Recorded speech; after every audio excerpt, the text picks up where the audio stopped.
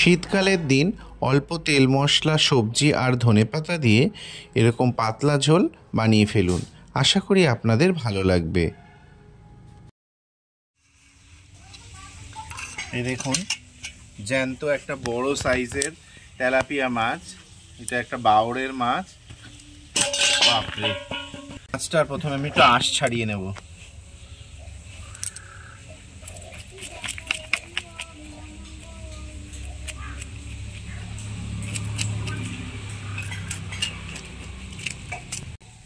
এইটা উল্টো দিক করে বাঁধিয়ে নিয়ে এভাবে টানলে খুব সহজেই কাটা যায়।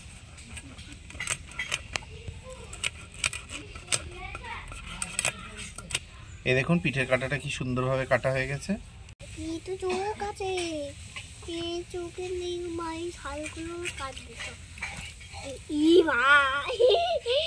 আমাকেও ঠেসে দেবে, আমাকেও কত কত গালে পুড়ে যাবে, গালে পুড়ে যাবে। মা, এই তো মুখ কাটা নাই, মুখ কাটা আছে তো ঠান্ডা হচ্ছে। মাছটার পেটে তেল ভর্তি। তেল ভর্তি তো আমার পুকুর বাবা আরো আছে। হ্যাঁ হ্যাঁ, পেটে তেল আছে, আরো তেল আছে পেটে। আরো দেখবো আমি তেলের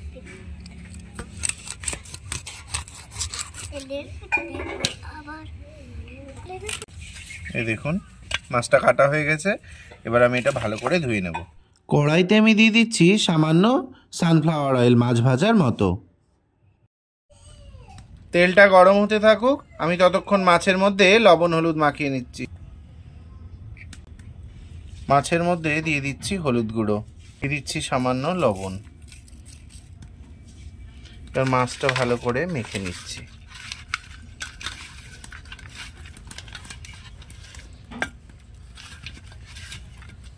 খুব অল্প মশলাতে রান্নাটা করব। এটা গরম হয়ে গেছে, আমি প্রথমে মাথাটা দিয়ে দিচ্ছি।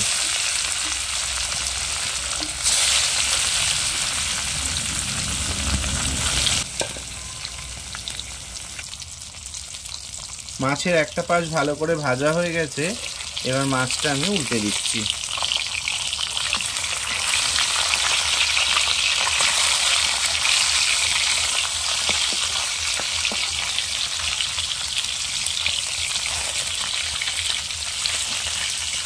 যেহেতু মাছগুলো জ্যান্ত মাছ, জন্য কড়াইতে দেওয়ার সাথে সাথে এই মাছগুলো সব বেঁকে গেছে।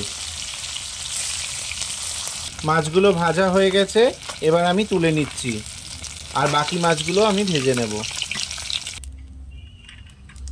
শীতকালে জ্যান্ত মাছের ঝোলে বড়ি খুব ভালো লাগে, তো আমি কটা বড়ি দিয়ে দিচ্ছি। বড়িগুলো বেশ লাল লাল করে ভেজে নিয়েছি, এবার আমি এগুলো তুলে রাখছি।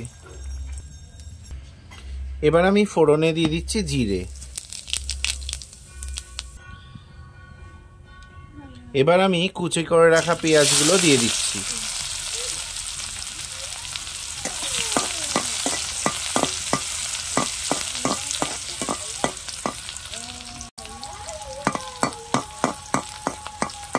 এবার আমি একটা আলু ছোট ছোট করে কেটে রেখেছি, এটা দিয়ে দিচ্ছি।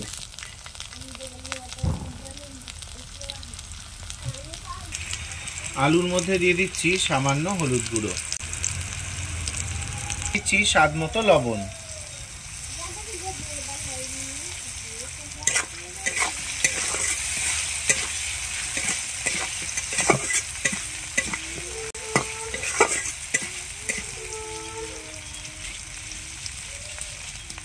এই দেখুন, ছোট ছোট করে কেটে রাখা ফুলকপি আর খানিকটা পেঁয়াজ কলি, এটা আমি ভালো করে ভেজে নিচ্ছি আলুর সাথে।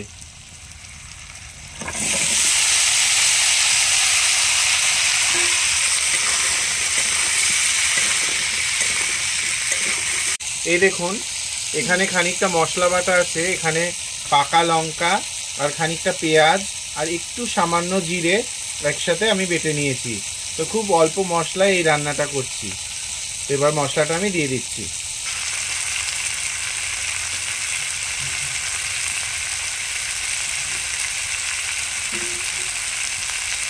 ভালো করে নেড়ে চেড়ে দিচ্ছি।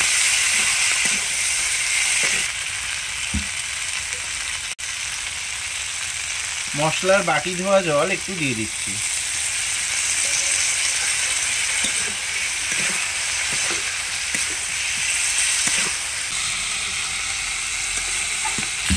মশলা কষানো হয়ে গেছে, এবার আমি জল দিয়ে দিচ্ছি।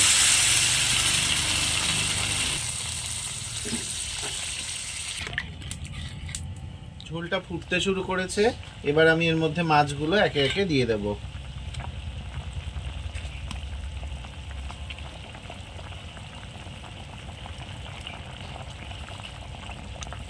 সাথে বড়িগুলোও দিয়ে দেব, কারণ বড়িগুলো একটু সেদ্ধ হতে সময় লাগে।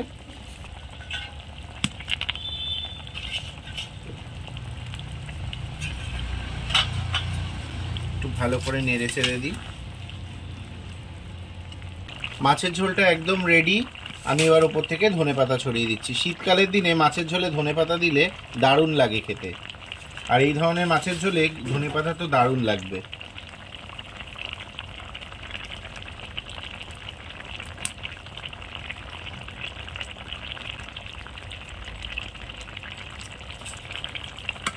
মাছের ঝোলের রেসিপিটা একদম রেডি। এবার আমি মাছটা নামিয়ে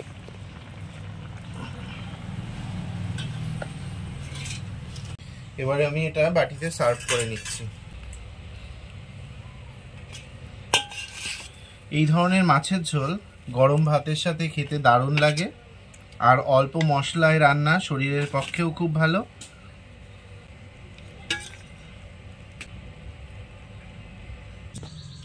এই দেখুন মাছের ঝোলের রেসিপিটা একদম রেডি। তো আপনাদের ভিডিওটি কেমন লাগলো অবশ্যই জানাবেন। ভালো লাগলে লাইক করবেন, কমেন্টস করবেন, আর যারা নতুন আছেন অবশ্যই চ্যানেলটি সাবস্ক্রাইব করবেন। তাদেরকে অসংখ্য ধন্যবাদ। সকলে ভালো থাকবেন।